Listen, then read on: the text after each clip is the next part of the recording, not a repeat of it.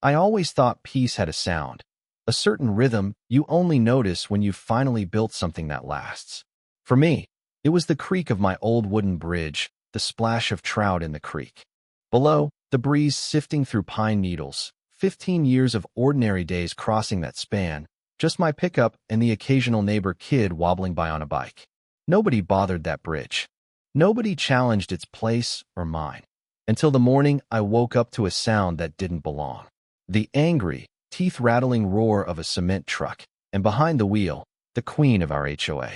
Herself, Karen, waving like she owned the world and everything under its concrete shadow. By the time I reached the porch, mud churned in the water, and the bridge trembled under more weight than it had ever seen. When I told her she was trespassing, Karen just smirked. Maybe you should build a stronger bridge, Mike. That's when I realized this wasn't about a tennis court or some neighborhood amenity. This was about control, her wanting to prove she could roll over me just as easily as her truck did over my bridge. She thought she had me cornered. But you know what? Some folks pick the wrong hill to die on. She picked the wrong bridge. Now, let me back up a second. The creek behind my cabin.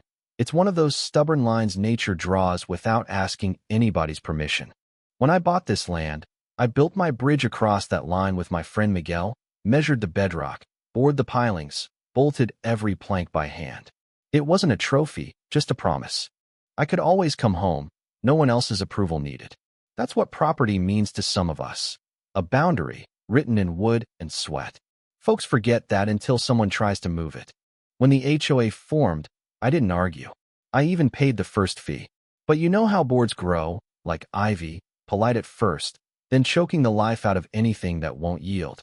Karen got herself elected president overnight. Clipboards, emergency emails, for the community, dripping from her lips like syrup. First letter I got? A courtesy reminder to move my canoe rack 20 feet inside my line. By the way, I sent her my survey map, all proper. She replied with a smiley face, and let's discuss at the next board meeting. I showed up with the stamped county plat, iron pins marked by surveyors before this subdivision had a name. She had a cartoon map printed from the internet, with the creek drawn like a snake on a child's menu. She pointed. Both approaches to the bridge provide ingress and egress to community amenities. That puts them under HOA jurisdiction. I said, Karen, the West Bank's mine. The county easement stops 50 feet up the lane. The bridge is my driveway. Neighbors shuffled like they were at a tennis match. Her map, my map, nobody wanting to pick sides. Karen just smiled. We'll take this under advisement, she said. That's HOA speak for we'll do whatever we want. 2 weeks later, the first cement truck rattled over my bridge. They were pouring for a tennis complex nobody asked for. More swagger than planned. I put up a sign, private bridge. 5-ton limit. Trespassers will be prosecuted. Added a chain across the approach. Called Karen. You're trespassing, I said. We're improving the neighborhood, she replied. Cooperation would go a long way. Cooperation happens between equals, I told her, not between a deed and a committee. By lunchtime, the chain was gone, the sign snipped off. In its place, a pastel violation notice. Zip-tied to my post. Remove within 24 hours or be fined. That's when neighbors started picking sides. Hannah texted me. This is ridiculous. I'm with you. Darren posted, bridges are meant to be crossed. Don't be selfish. Miguel came by with coffee and a raised eyebrow. They're bold, he said. They're bored, I replied. Karen called another meeting, set the chairs in a circle, looks friendly, feels like a firing squad. Projectors splashed stock photos, pickleball courts, happy families, a creek with no bridge. She purred about community spirit. I said, spirit isn't binding. Surveys are. She clicked to easement clarification, quoting landscaping policy and public subdivision statutes that didn't apply. I laid my deed, county map, and a letter from the road commission on the table. The public easement ends at the lane. The bridge is private. Karen smiled wider, slid my folder back like it was dessert. We'll have council review, she said. In the meantime, construction continues. I said, in the meantime, trespass continues. That night, I checked every bolt under the bridge, ran my hand along the joists, solid as the day we built it. I wasn't worried about the bridge. I was worried about people who couldn't see the line. Next morning, a second truck showed up at dawn. I stood in the way, held up my hand like a traffic cop. Karen, riding shotgun behind riot-sized sunglasses, rolled down the window. "You're over the weight limit," I told her. She pointed toward the future courts. "Community project. The sign says 5 tons, I said. "You're 3 times that."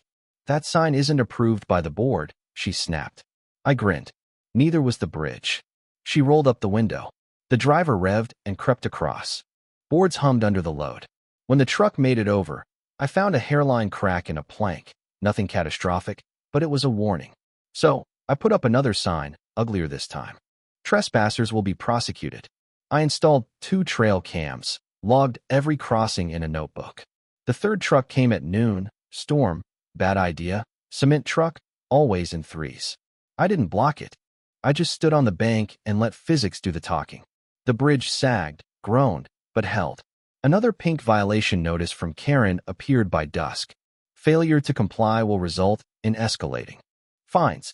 I snapped a picture of her taping it up. Manicured nails, HOA bracelet, a ring shaped like a gavel.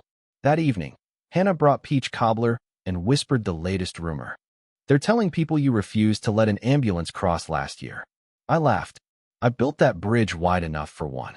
She shook her head, looking at the crack like it was a bruise. "You going to do something?" "Yeah," I said, but not with shouting.